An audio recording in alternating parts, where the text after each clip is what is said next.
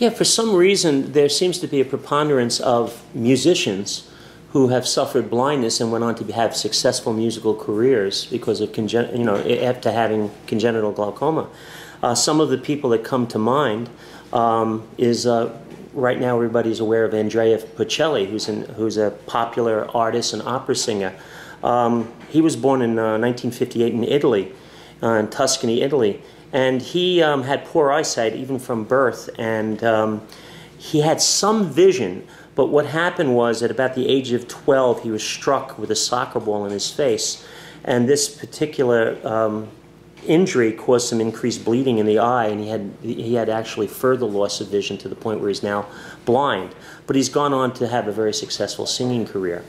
Another very famous person was Ronnie Milsap, who was a country artist and who was born in '43 in North Carolina.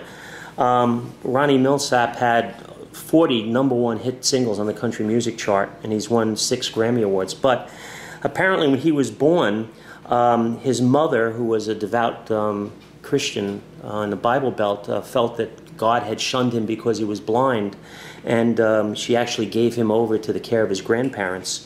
He had gone on to school in a blind, he went on to school, but what happened was he was actually struck by one of his teachers, and it causing even further injury and blindness.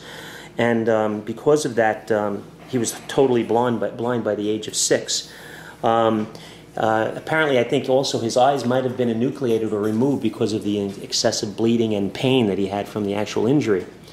Some other ones that I can think of right offhand are Jose Feliciano, who is a very popular artist who was born in Puerto Rico, who had some very big hits, one of them being a cover of the Doors' famous Light Your Fire, and also Feliz Navidad, which is a famous Christmas carol. That was done in 1970.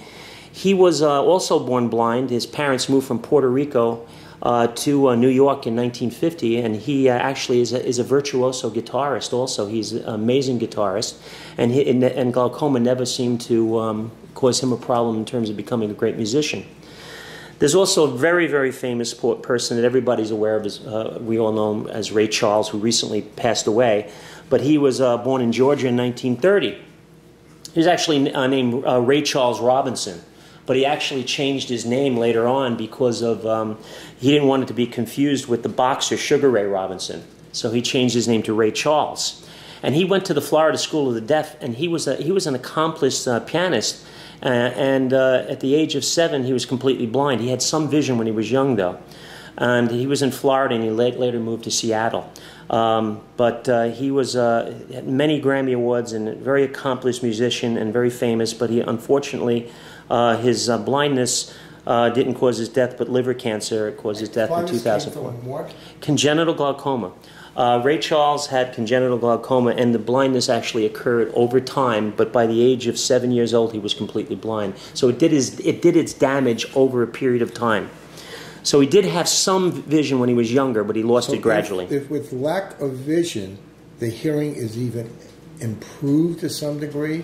Well, obviously your other senses can obviously be a little bit heightened when you lose your vision. So some of these people, it might be a reason why they become accomplished musicians, because the hearing becomes so important to them because they don't have their vision anymore. So that might be one reason why they go into music. So one way to look at it was a bad thing that happened, and it's a good thing it happened. Right. As a matter of fact, Ronnie Milsap, the country artist, said that if he didn't become blind, he would have probably never gone on to become the artist that he was, because it really made him appreciate music. And he did go to the school where they taught him music, and he seemed to gravitate towards music. And that's one of the reasons he said he was so adept at what he did.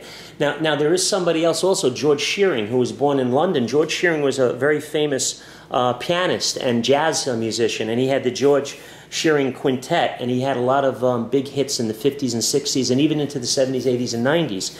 He was actually knighted by the Queen of England back in 2007 at a very advanced age, because he was born in I think it was 1919 in England. And he went on to have very famous hits and stuff. He had something, a hit called The Lullaby of Birdland. And he came to the U.S. in '47, and he became a very accomplished jazz musician, and he had the most popular quintet in the 40s, 50s, and 60s. So he went on, and he also had congenital glaucoma. So there's a number of artists who suffered from congenital glaucoma. As a matter of fact, George Shearing wrote over 300 titles, and he's really very famous for that if you're a jazz aficionado. So the moral of this whole thing is the other senses are increased at the unfortunate expense of losing vision. Yeah, and also don't let certain handicaps put you off to doing the things that you might be well accomplished at, and you could become great in. So if someone is blind at a young age, if they hear what we're talking about, don't get totally discouraged. You might, in the end, do something that you may never have been able to do. Is that right? It's absolutely true. If you have the mind to do something, blindness is not going to get in your way. You'll be able to do what you're going to do, because you should never give up, and you should always try and aspire to greater things. I always tell people, many people are blind because they can't see what's around them, and they can see everything. So maybe you hear everything around you, and that's your best seeing. Yes, yes, that's true.